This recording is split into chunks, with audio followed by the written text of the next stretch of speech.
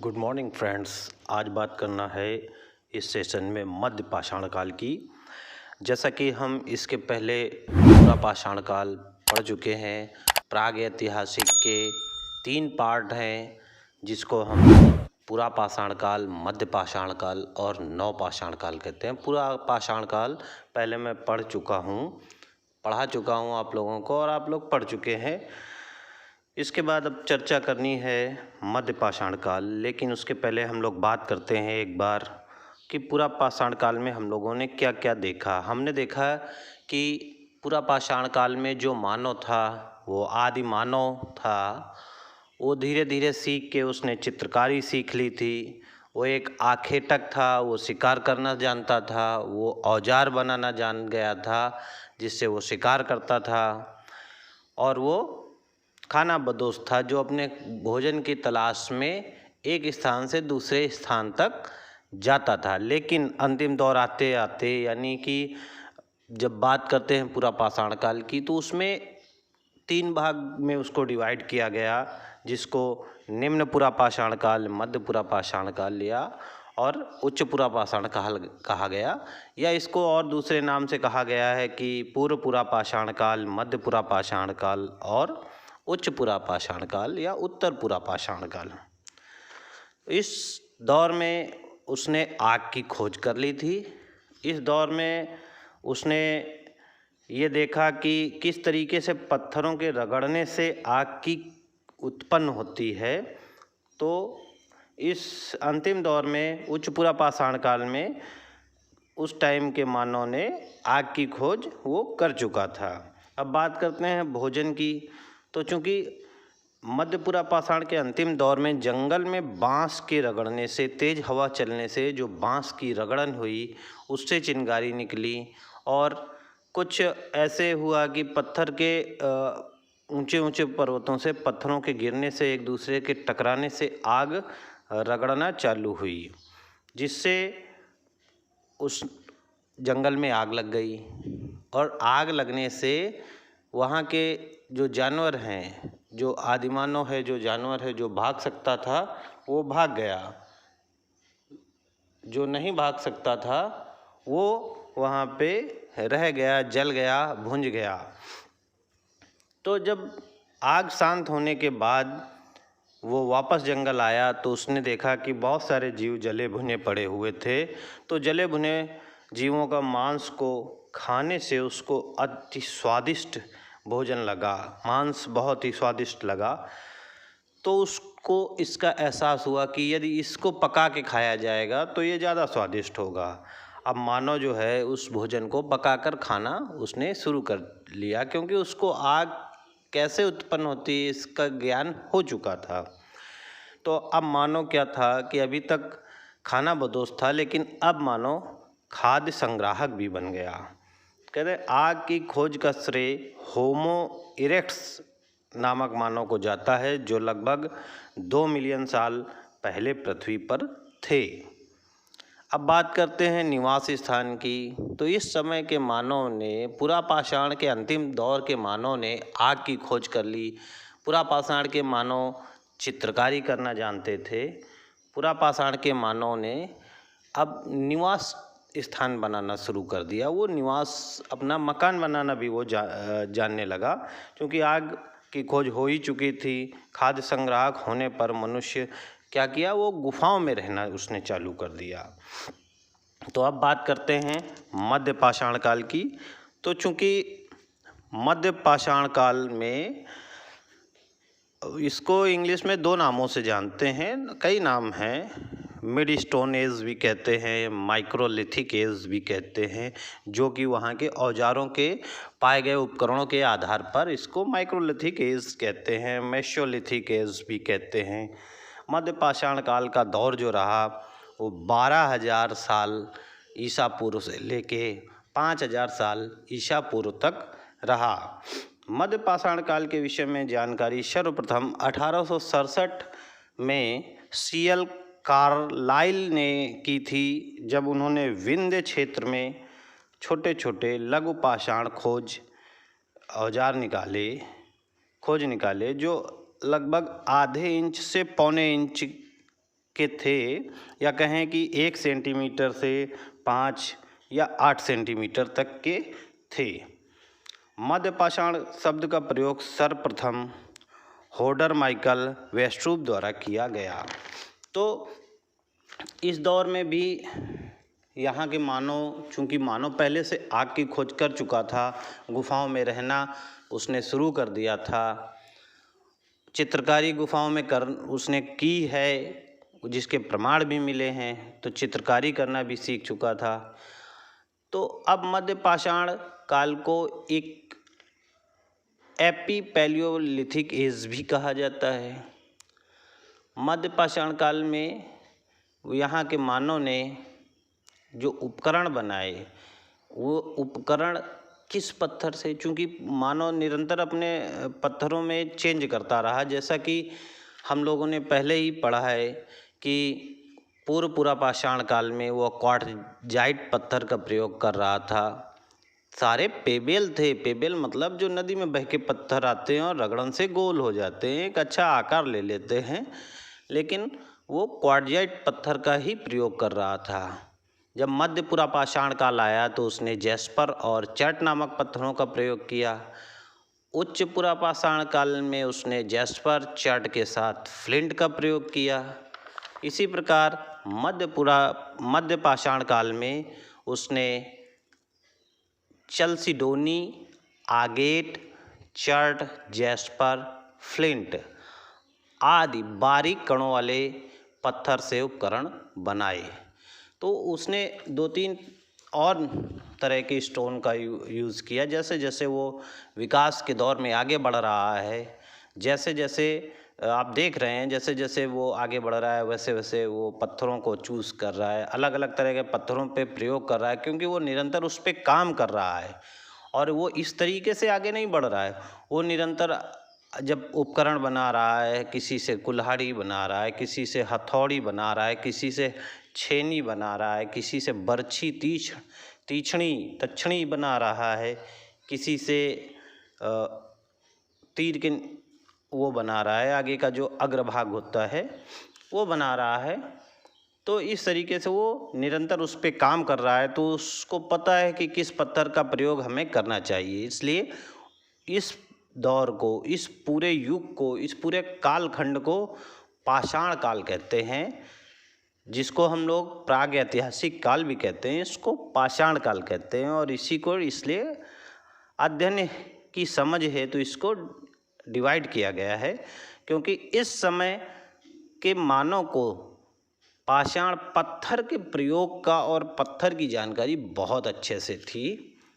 तो अब बात करते हैं कि जब इस तरीके के उपकरण बन गए और इतना सब कुछ हुआ, तो इस समय के मानव का रहन सहन, रहना उसने कहाँ शुरू किया।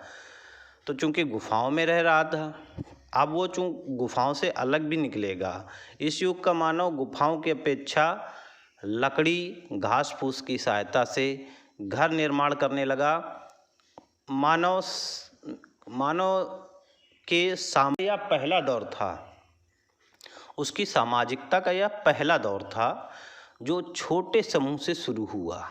वह पहले छोटे समूह में रहना शुरू किया। अब इस मध्य पाषाण काल के जो पुरातत्व स्थल हैं, ये कहाँ पर मिले हैं, तो राजस्थान के बागौर ज़िले में मिले हैं, मध्य प्रदेश के आदमगढ़ में मिले हैं, लूनी नदी घाटी में मिले हैं, बेचड़ नदी घाटी में मिले हैं, विराटनगर राजस्थान में मिले हैं, करनूल आंध्र प्रदेश में मिले हैं, सराय नहर राय उत्तर प्रदेश में मिले हैं, दमदमा और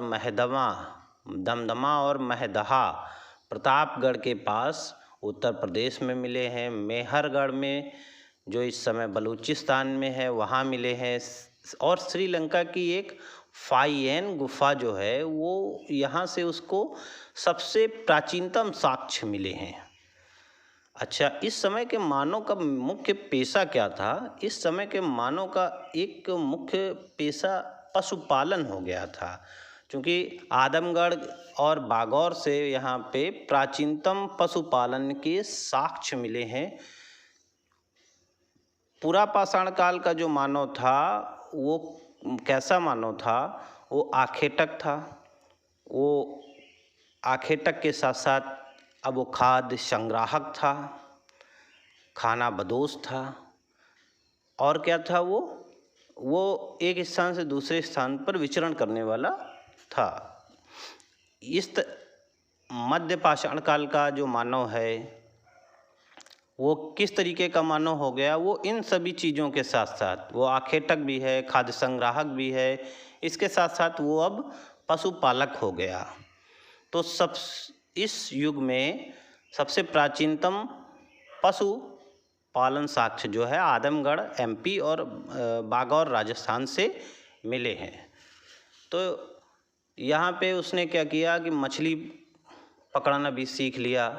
आखेट करता था, मछली पकड़ना भी, उसको भी शिकार में ही उसको आखेट करने में लगा रखा है। खाद्य संग्राहक के साथ साथ इस युग का मानक पशुपालक था। और चूँकि मछली पकड़ने के भी साक्ष्य प्राप्त हुए हैं हालैंड के पेश नामक मध्य पाषाणिक पुरास्थल से, जो 6250 ईसा पूर्व की है। वहाँ से एक लकड़ी की डोंगी मिली है। डोंगी मतलब छोटी सी नाव, जो मछली पकड़ने में प्रायः प्रयोग की जाती रही होगी, ऐसा पुरातात्विक विदों का कहना है। तो उस पे मछली के साक्ष्य भी प्राप्त हुए हैं। तो ये मछली पकड़ने के साथ साथ आखेटक पशुपालक भी रहा। पशुपालक रहा तो सबसे पहले उसने कौन सा पशु पाला? तो सबसे पहले उसने कुत्ता पाला। मानव इतिहास का उसका प्रथम जो पशु है जो पालन हेतु उसने यूज़ किया वो कुत्ता है। उसके शिकार से उससे वो शिकार में मदद भी मिलती थी, और उसके साथ साथ वो अपने निवास स्थान के आसपास जो था वो उसकी रक्षा भी करता था। अब बात करते हैं कि इस युग को माइक्रोलिथिक युग क्यों कहा जाता है। क्योंकि जैसा मैंने पहले ही बताया था कि 1867 में सीएल कार्लाइल जी ने विंध्य क्षेत्र में जो लघु पाषाण खोज निकाले थे, तो उनका जो साइज था वो बहुत आधा इंच से पौना इंच था, या 1 से 5 सेंटीमीटर, मैक्सिमम 8 सेंटीमीटर तक था। छोटे पत्थरों के उपकरणों का प्रयोग जो है वो माइक्रोलिथ कहलाता है, और उन पत्थरों को माइक्रोलिथिक कहते हैं। इस युग को उन छोटे पत्थरों के आधार पर माइक्रोलिथिक युग कहा गया। इस समय के मानव ने क्या किया कि अंतिम संस्कार करना शुरू कर दिया, अंत्येष्टि की शुरुआत कर दी, जो कि यहाँ पे मानव के अस्थिपंजर भी प्राप्त हुए हैं। कहाँ पर प्राप्त हुए हैं और अंत्येष्टि कहाँ पर मिली है? तो उत्तर प्रदेश के सराय नहर राय में, वहाँ पर 15 मानव कंकाल मिले हैं, जिसमें 11 जो हैं वहाँ पे नर और 4 स्त्रियों के कंकाल प्राप्त हुए हैं। 11 मानव समाधियाँ जो संयुक्त रूप से थीं, और नहीं 11 मानव समाधियाँ डिफरेंट थीं। वहाँ संयुक्त रूप से एक समाधि मिली है जिसमें 2 पुरुष और 2 स्त्रियों को एक साथ दफनाया गया, यानी 4 लोगों को एक ही समाधि में दफनाया गया। और ये 15 मानव कंकाल बड़े ही हष्ट-पुष्ट, सुगठित, लंबे कद के थे।